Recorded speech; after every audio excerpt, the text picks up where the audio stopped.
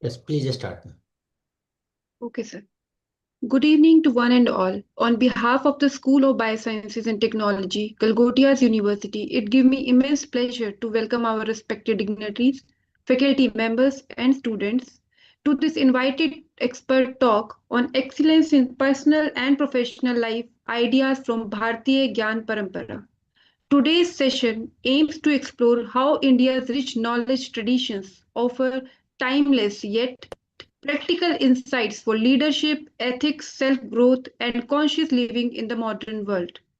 To formally commence the program, I kindly invite Professor Abhimanyu Kumar Jha, Dean School of Biosciences and Technology, Galgotias University, to deliver the welcome address and set the tone for this enlightening evening. Over to you, sir. A very warm good evening to all of you. I would like to welcome all the participants for this commendable expert talk, which is going to be delivered by Dr. Ankur Joshi. He is an assistant professor in Center of Excellence for Conscious Leadership at Banasthali Vidyapith. He's a board member as well and FMS Wisdom. And I would like to tell you that today in the contemporary world, it is very important for all of us to understand how the ideas from Bharatiya Gyan Parampara can help us in excelling in our personal as well as professional lives. You might have heard about Chanakya. Chanakya was a leader and he was a person who was a guru and he used to create leaders.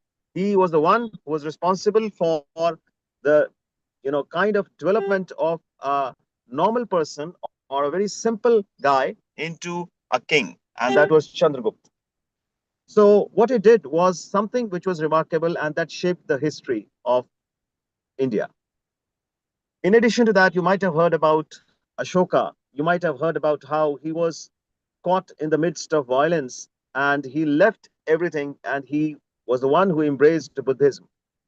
So something which has been there in our Bharatiya Gyan Parampara and people have been following it from across the world these days are there are certain characteristics which I would like to mention here, like ahimsa, that is non-violence.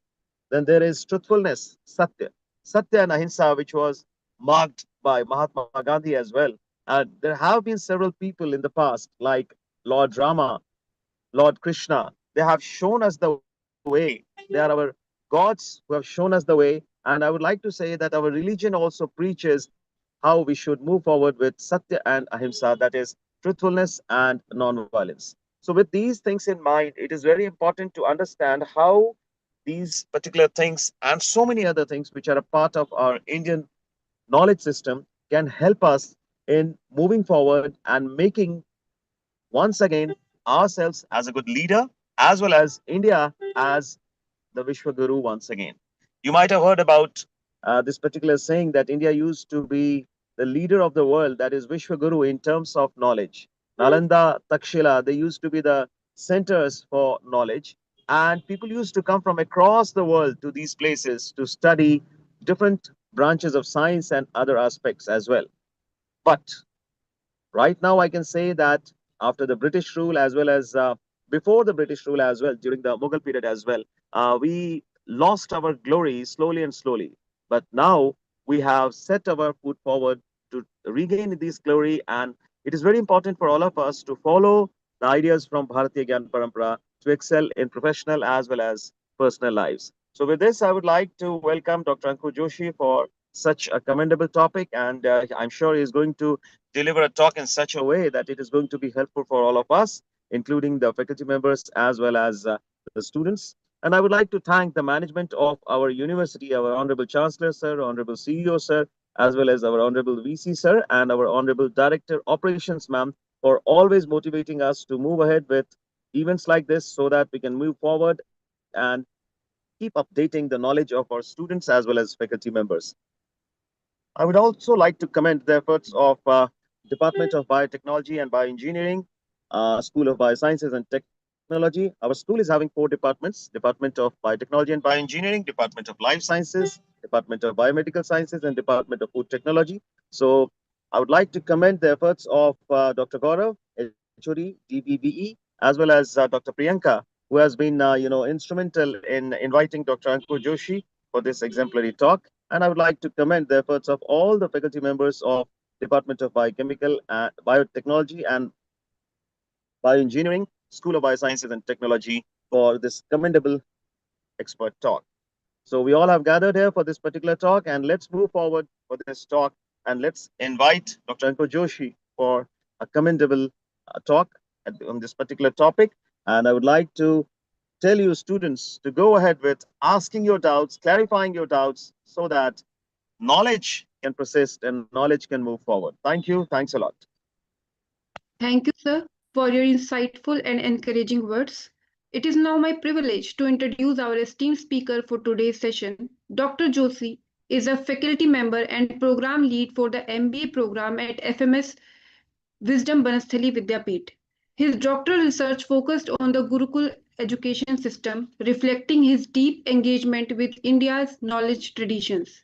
His academic and professional interests include Bharatiya ethos in management and education, indigenous research methodologies, public policy, and social entrepreneurship. Dr. Joshi has published in reputed index journals, contributing to Springer and Palgrave, has trained teachers, bureaucrats, corporate leaders, and thousands of students across the country. He is actively involved with initiatives such as Center of Excellence for Conscious Leadership and Prime, and is currently working on the futuristic educational modules. He has also authored a book on Shastriya parenting, guiding parents in nurturing Satvik Sanskar in the next generation. We are very truly honored to have Dr. Ankur Joshi with us today. I now invite Dr. Joshi to deliver the invited talk on excellence in personal and professional life, ideas from Bharatiya Gyan Parampara. Over to you, sir. Namaskar. Thank you, Dr. Priyanka ji. And thanks to Professor Jha, Professor Gaurav Kumar, and other dignitaries of the Galgotia University. Thank you for this platform, for the interaction with the faculty members and students.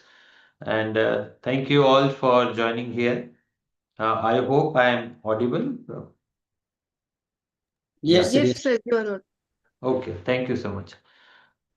So this whole domain of Bharati Gyan Parampara, it is very vast. It's like an ocean of knowledge, and we as a people in our country are fortunate to have a glimpse of it in different forms in our families, in our cultural institutions, in mandir, in ashram, and now, with the initiative of government, we are now also doing it officially in our under Ministry of Education under NEP, the focus on Indian knowledge systems. So it's a very exciting time because things which are of immense importance, as Professor Jha also mentioned, that it's very much relevant, it is very much required in today's time. So I don't claim to be an expert of this domain. I am also a student in this domain and trying to understand these things from a Bharatiya cultural perspective. Was just fortunate enough to visit the ancient Gurukuls, meet some sadhus and sant and the Guru and the Guru Mata in Gurukul, and some senior people in the academia who have been very instrumental in bringing this up, and it would be very difficult to name all of them, but while session, if some names come up, I will be very great. So with that gratitude in my heart to everyone, I'll just share few points with respect to this whole idea of excellence in the personal as well as professional life. Now, to begin with, I would request everyone to write for your own, or just not needed to type in the chat box, just for your own, one or two keywords of how you define excellence for yourself in your personal life, in your professional life. So just take 10-20 seconds to write how you would define or how you define excellence for your own self, not about anybody else, for your own self. So I'll just take a pause for 10 seconds.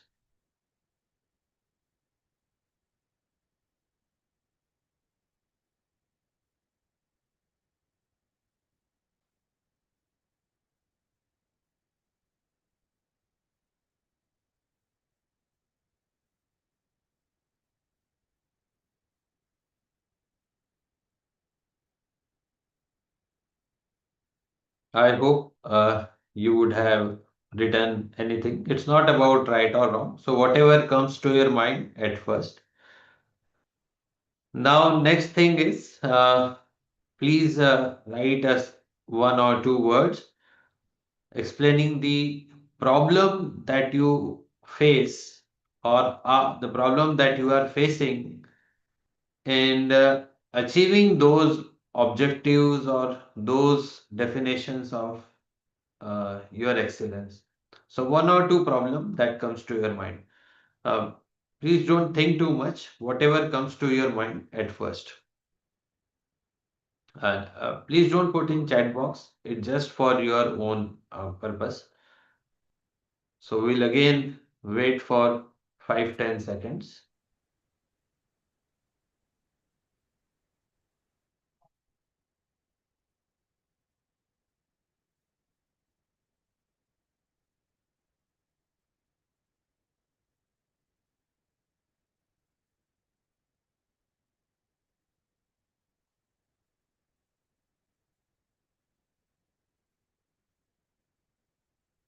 All right.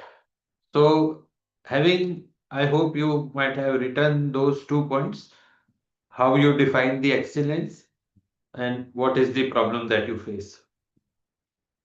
Now we will go to the presentation, and at the towards the end of the presentation, if you feel that the desired excellence can be achieved now and you find that those problems could be addressed through this presentation, the purpose of my presentation would be done. If you feel it didn't went that way, so we can discuss further. So Priyanka ji, is the slide visible? Yes, sir, they are visible. Okay, okay. So proceeding with the presentation, it's a very short presentation on the excellence in personal and professional life, ideas from Bharatiya Gyan Parampara. So what's the background for it? The background is that we have a inherent tendency to manage others. So what it means is like the managers are managing their employees. If we are head of the family, we want to manage our family. If we have some say in the society, then we would like to manage the society. If we are finance experts, we would like to manage money. If we are an economist, we want to manage economy. If we are a leader in an organization, then we would like to manage organization. In sciences, we want to manage the way and the physical reality interacts with us. If we are an health expert, we want to manage health. And if we are into environmental science, we want to manage the environment and so on. So, a lot of our time, energy is focused since our educational days in schools. We are taught about space, we are taught about our external world, so many things we are taught. But during this journey, we have almost forgotten that it is very difficult for us to control our heartbeat and blood pressure. Sometimes minor changes are possible. If we are feeling sleepy, it is very difficult to keep our eyes open. We have almost no control over involuntary functions like inhaling and exhaling. And we have almost no control over growth and degeneration of body and aging, etc. Although today a lot of people are trying to do things through which we can control this. We have medicines, we have pills to manage it, we have some biotechnological equipments, we have some tools and techniques to manage these things. But it is a lot of work has to be done in this domain to reach the desired levels of our control. While it is extremely difficult to control our mind, I am using mind only for the first time, but now we will use the word man. It may be mentioned as man in English. I didn't keep it valuable. It is, please read it as man, the man. Because we all know that it is very chanchal, it is very wavering, it does not stop. Even if we are interested in something and if we try to concentrate, it will deviate. So it is acknowledged by everyone that it is very, very chanchal.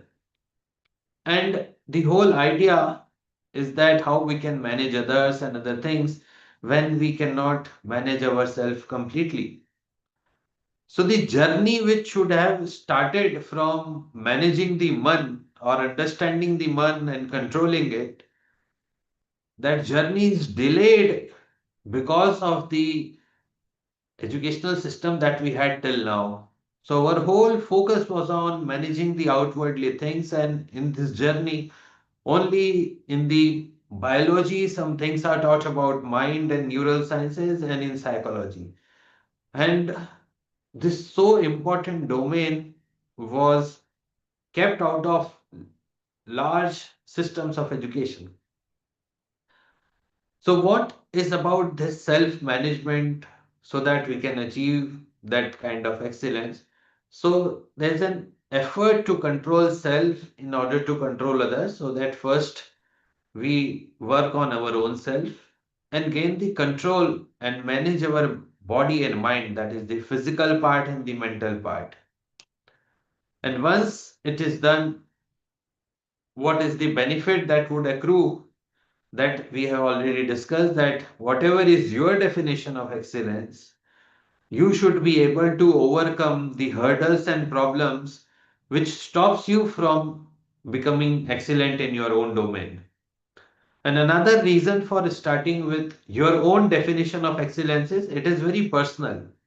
So I am not trying to impose any kind of definition of excellence that I have in my mind or my notion of excellence.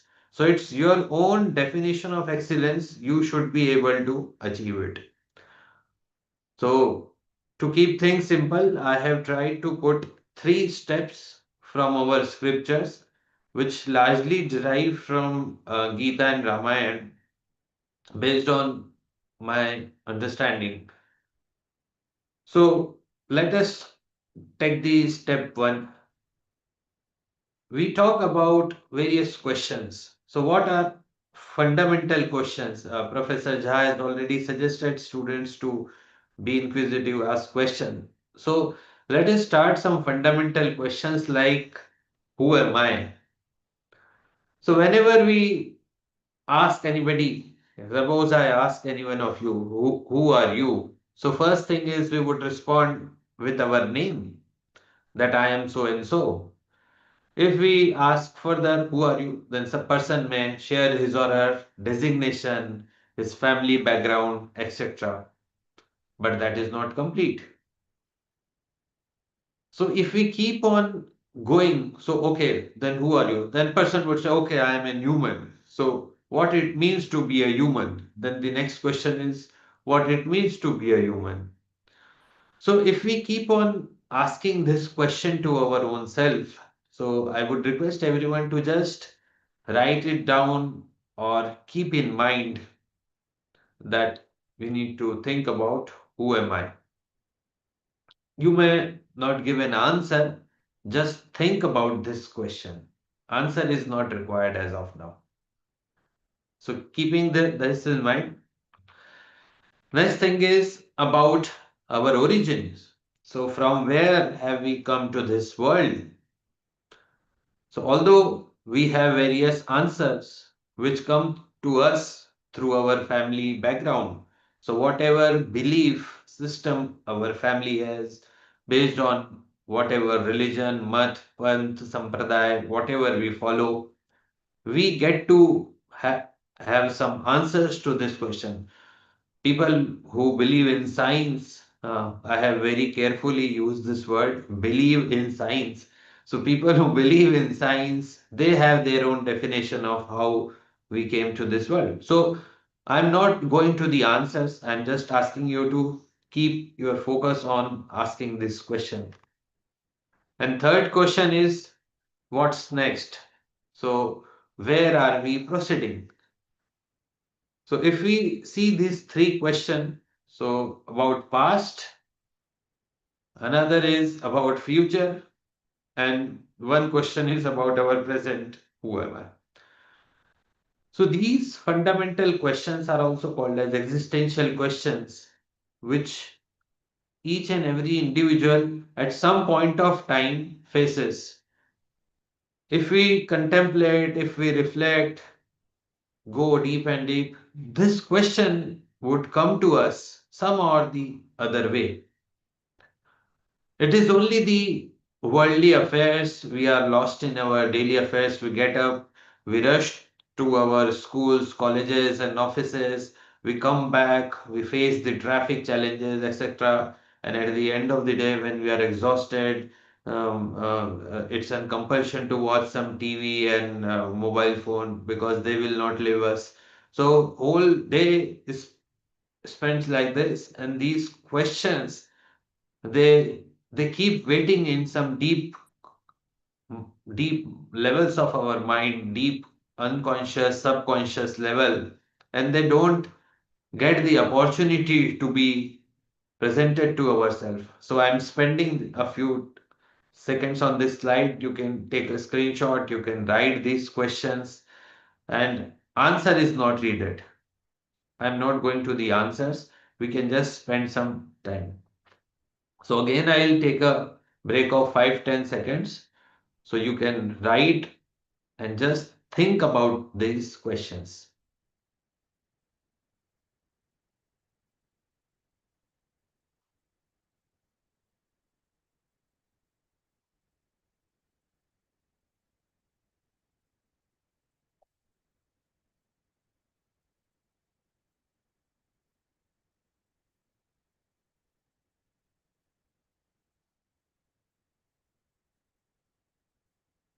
All right. So I hope you would have given a thought or written it, taken a screenshot in whatever way you might have done. Now for the step 2 and 3, I would request everyone to please slightly move away from the screen. If you are on a laptop, you can move your chair slightly back. If you are on if you are using a mobile phone, kindly keep it at a such distance that it is not easy for you to touch the screen. So just a slight distance from the screen would be beneficial for the next part. Dr. Priyanka ji, how much time we have? Sir, we have time like 20 minutes. About 20. Okay, thank Yeah. you. Okay, all right. So I hope my request is considered by everyone, and then we'll go to the step 2. When we talk about the answer to this question of understanding the composition of a being, so there is an analogy given in our scriptures of a chariot. You might have seen this in the ancient portrayals of images in movies, etc. A chariot is like this one image it's shared. So if we equate human being with a chariot, that is a rath, then the horses are like senses, our sense organs. The five sense organs are like the five horses. And the controller, the rope that controls the horses, the lagam that we call, it is like man. It is not man, it's man. And the chariot, the sarathi, who is controlling that lagam, that is like buddhi. I am deliberately not using the English words for man and buddhi because there are various different connotations when we try to bring in the idea of brain, mind, cognition, and so it becomes very complex. So I'm keeping the word simple that we use in our day-to-day life, man and buddhi. And the main rathi is the atma or the jeev, that is the fundamental part. Now, why this analogy is important? Because you can also understand through in today's time, if you cannot visualize a chariot, you can visualize a car. So the tires are like sense organs, the steering is man, the driver is buddhi, and the owner of the car is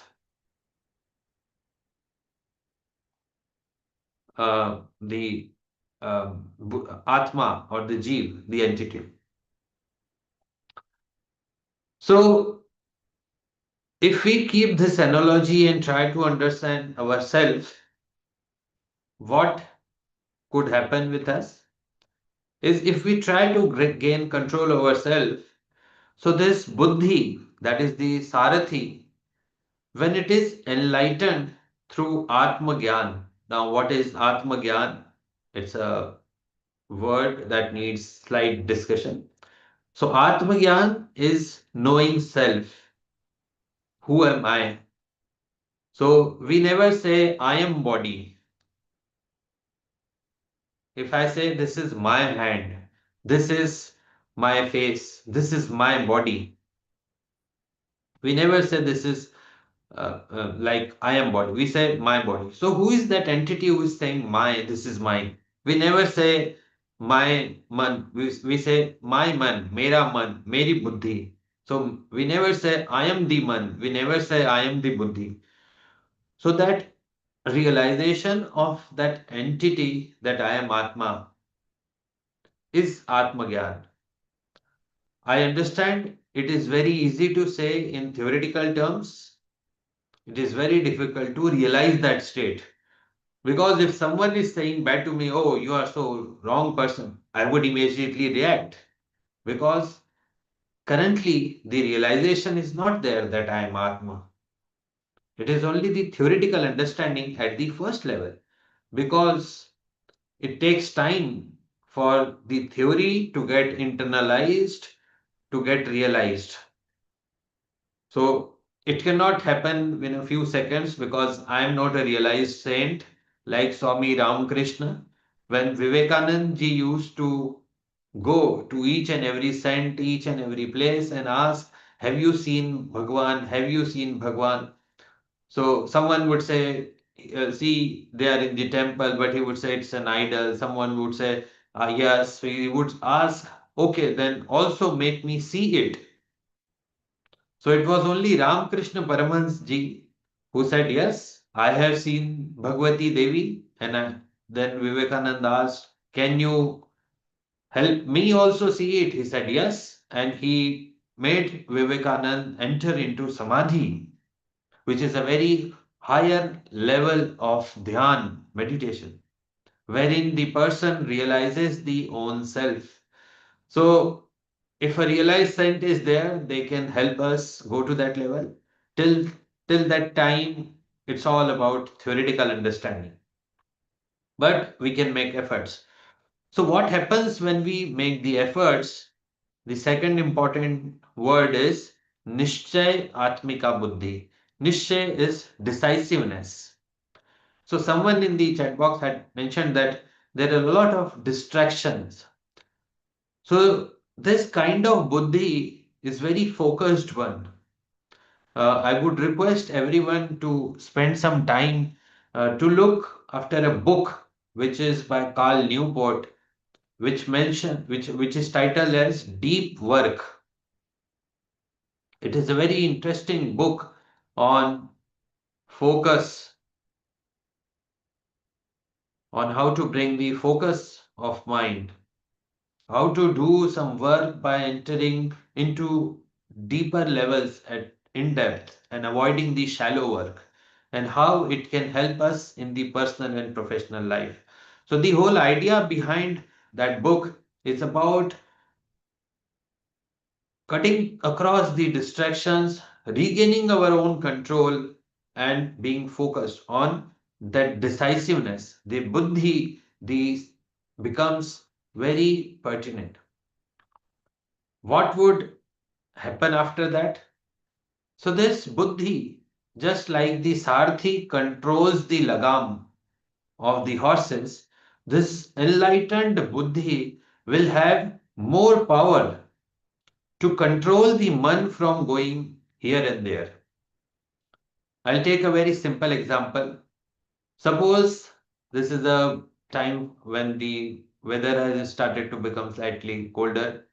So in this season, it is very difficult to get rid of the bed in the morning. So man would say, "Oh, I want to sleep. I want to spend more time in the bed." But this buddhi reminds, "Oh, you need to go to office, you need to go to school, you need to go XYZ place."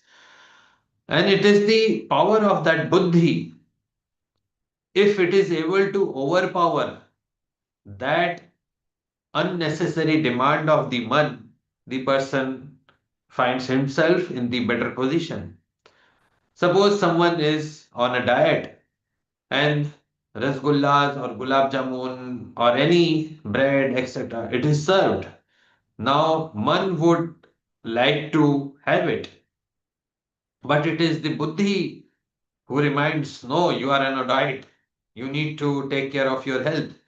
So, how much power that buddhi can exercise over the man will will define whether the person goes in the right direction or not.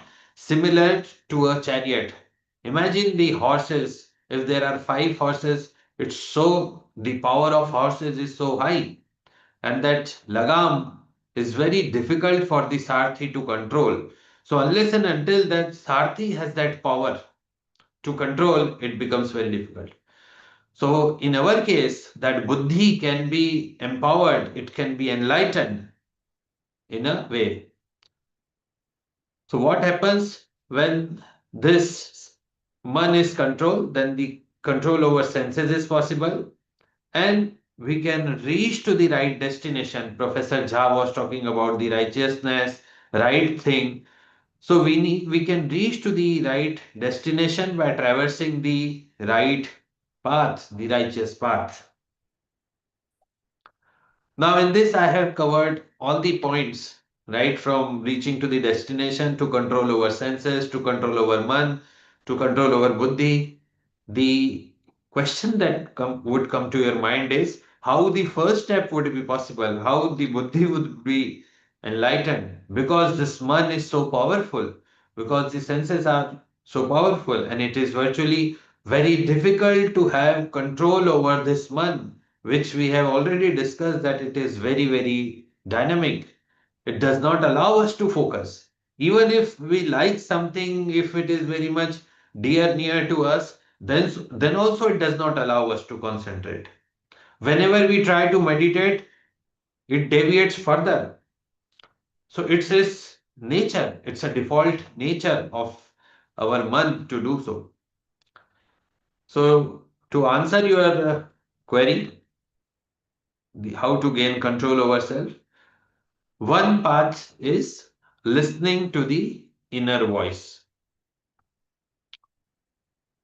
It leads to the growth of Vivek Buddhi. Now I am introducing the another word which is called as Vivek Buddhi. Vivek Buddhi is the ability of our Buddhi to discern between right and wrong. Discern is to decide that this is right and this is wrong. Now, when we listen to that inner voice and how the inner voice talks to us, like in movies, they show some white person is standing and the person is standing in the mirror. It happens. It does not happen like this in the real sense. Our inner voice talks to us in its own language. I'll give you a very brief example and very simple example. Suppose you find a mobile phone or a tablet or an Apple phone in a place and there is no one, and suddenly in the mind it comes, oh, let me steal it, and you start moving towards that phone. So what would happen? Your heartbeat would go up. If it is in 80, it will go to 90, 100. Your face would become slightly reddish, and there will be some anxiety or fear or apprehensions, or that you should not go with that idea of stealing it. And you abandon the plan. Okay, no, no, no, this is not right. I don't want to do it. So what did you do? Your inner voice, your inner conscious talked to you in that language, and your buddhi acknowledged it, and your buddhi overpowered the intention of man to steal it. Now this gives the strength to buddhi, and it will grow in its power. If you next time go and try to steal it, it will go from 80 to 120. Your face would become further red, and you would not even move towards the phone. And it would gradually happen, and your buddhi will be so powerful that it will not allow the man to take over. So that's the power of inner voice. And if you do the opposite, if at the first day you took the phone away, by overpowering the inner voice, the next day it would not grow. And that is how the cold-blooded criminal come into picture. Why the word cold-blooded? In media, in newspaper, दिन दहाड़े उसने ऐसा कर दिया. Why so much focus on दिन दहाड़े? Because even if the bright conscious time of daytime does not stop you, so it's very difficult.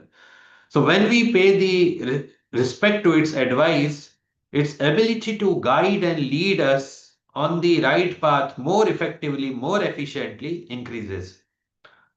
So why I am bringing this domain again is again that Bharati Gyan Parampara does not lie outside.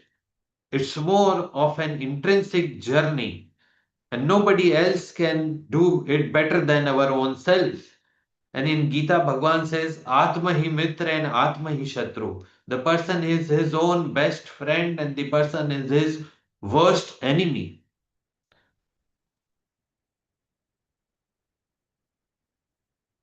So, this whole idea of listening to inner voices and avoiding distractions of the mind, it is the way to proceed.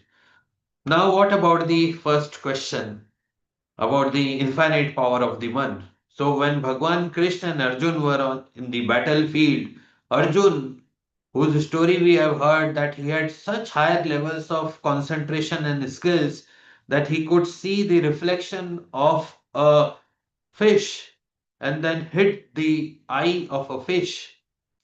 That person also says to Bhagwan Krishna in the midst of the war, he says, Hey Keshav, I am not able to control this wavering mind, and I find it extremely difficult to control this wavering mind. This man is extremely chanchal. It is very, very difficult. The word he uses is dushkar. And Bhagwan Krishna also says, Asanchayam Mahabaho Mana Dunni Graha Jalam. Bhagwan Krishna acknowledges it that yes, you are right, that man is very, very, very, very chanchal. Asanchayam Mahabaho Mana Dunni Graha Jalam. It is very, very difficult to control this man. But answer also follows. So what to do? Because Bhagwan Krishna had to give answer to Arjun for each and every question. Bhagwan Krishna didn't have the opportunity like me to just ask question and run away. He had to give answers to Arjun because on those answer it would have depended that whether Arjun will fight or not. So Bhagwan Krishna first acknowledged that yes, you are right, but the solution is in abhyasen to go in abhyas and vairagya. So two words were used by Bhagwan Krishna, Abhyas and Vairagya. So Vairagya is not running away in the jungles because Bhagwan Krishna didn't allow Arjun to run away from the battlefield. So Bhagwan Krishna cannot tell something through which Arjun would run away. Bhagwan wanted him to stay there. So what are these two dimensions? Abhyas is the practice, the relentless efforts to bring back the man from all the distraction and to put it to remember Bhagwan while performing the duties. So wherever it goes, let it go and then bring it back. Just like if someone remembers his or her days in the nursery and KGs in the kindergarten, what kind of scenario used to be there? 30, 40 kids are sitting, and the most of the time the teacher had to just bring back them in the class. Someone would spill over the water, someone would throw away something, someone would beat someone, and the whole energy and effort of the teacher in the nursery and the kindergarten is to make students sit, make those children sit in the classes. And that takes few years. After 4 5 years, it happens that no student in the class moves away. They remain seated. And then we all learn how to sit. So the time that was all abhyas that we gave it to ourselves to bring the man back from the distraction, and but that was only for the physical part of the body. Today also when we are seated in a class, we are in an online session, but our man keeps on wavering. So 138 people or people are 140 people are on online. They might be physically in this session, they might be digitally in this session, but their man would be wavering. So if we try to put some effort, it would take time, but slowly it can be done. And therefore, I requested you to, before the step two, to slightly move away from the screen so that the urge to check the notification, the urge to scroll, limitless scroll can be slightly controlled. I understand this addiction is far more worse than all other kinds of the addictions available in the world, but we need to make our efforts, and that is in our hands. The second point on Vairagya, it is not renunciation of duties. It is not, we are not asking to run away from the world, but it is the renunciation from the fruits and outcomes of the action. The famous shlok that we have, Karmanyevadikaraste Ma Phaleshu Kadachana. Very interestingly, we focus only on this part. So, Karmanyevadikaraste, our right is in the performing the action. Ma Phaleshu Kadachana. So, we don't have adhikar in the phal. But second line is also important. Ma karma phal hetur bhur. That means that we should not consider ourselves as the sole doer of this work. Phal ka hetu. We should not think that only I am the doer of this work.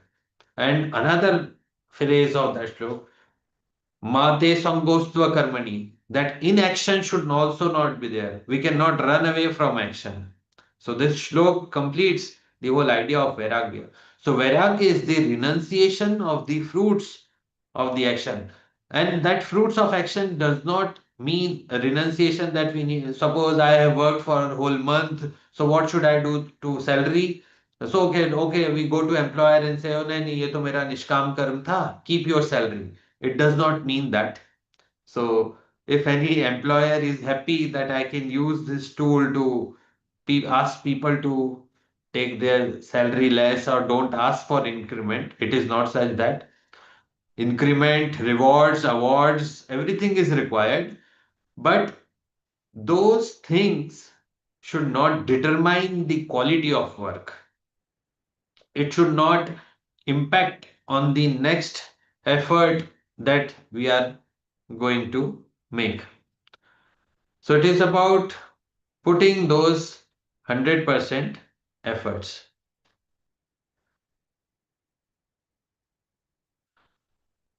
So Abhyas and Vairagya. Now, how that can happen is through four steps.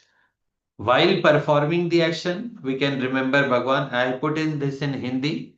Those who can read Hindi, they can go for it. If you face any problem in Hindi, I am speaking in English.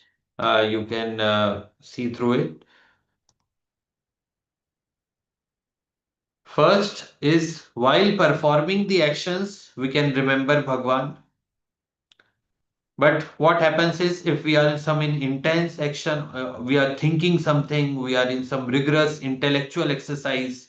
So how to remember? So another option is if we cannot remember while performing the action, we can dedicate the actions to Bhagwan, karma Bhagwan ke liye karna, for Bhagwan. If that is also not possible, then after the work is done, we can say, okay, we offer it to you. And if that is also not possible, then the phal, the outcomes or the fruits of action can be offered to Bhagwan in a and this is not in that, like as I mentioned, that okay, I did some great work and I got a reward of 1 lakh rupees, so I need to put that money into the temple's fund, etc. No, it is all about that internal feeling of renunciation. So if we do this, then Abhyas and Vairagya can be done through these ways. Now, what's the impact? And to sum up my points, like first, to bring that excellence, first we need to bring the control to internal control from outside to inside. We can control our urge to manage others. If not full, but at least we can spend equal time to control 50% outside and 50% to our own self. We should be slightly selfish in that terms, that we need to work on our own self, spend time with our own self, exploring ourselves, understanding ourselves, asking those questions that I shared earlier, then gaining control over self and acknowledging that man has infinite power and we can focus on Nishkam Karma. So, this is from my side. Thank you so much. I have shared my email ID. If anybody would like to write, ask further question. It was very difficult to keep in a 1 hour session so many ideas, but I tried to give a glimpse of the possibilities. I understand this cannot be done in a single day or a single year, or it is the journey to start. So thank you so much everyone at the Galgotias and other all the participants who are there. Uh, Thank you so much for your time. We can have questions if there is time or if there are in the chat box. So thank you. Over to you, Gauravji, Priyanka ji. Thank you, Thank you. sir. Participant, you can raise your hand if you have any query. We will unmute you. So you can raise your hand if you have any query.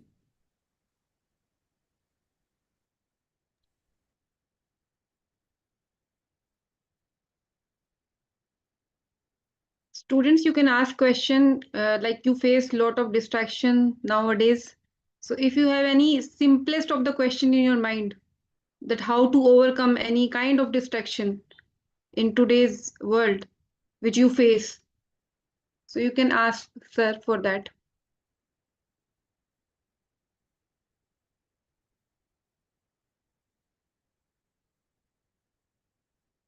You can also write your query in the chat box. We will address it. So we will wait for 2 minutes for the question answer.